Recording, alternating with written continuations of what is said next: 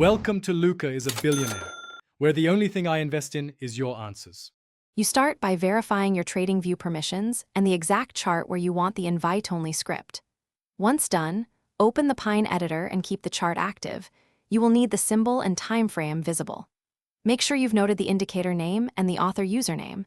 These two items guide the search. Next, inspect the built-ins and public library quickly to confirm the script is not public, so you don't waste time requesting access. You now search the public library and the author's profile for the invite-only listing. If listed as invite-only, the page shows a request option. Click it. Once you submit a request, compose a concise message explaining why you need access, including timeframe and intended use.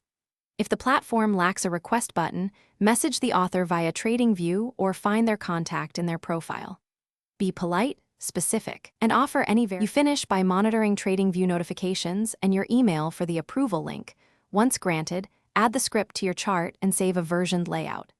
Make sure to test the script on a paper chart first to confirm behavior matches expectations. If access is denied, ask the author for reasons and offer limited trial terms or a small payment. Persistence and clear intent often help. Troubleshooting. If you never see a request option, clear cache or try a different browser. Then retry the request process.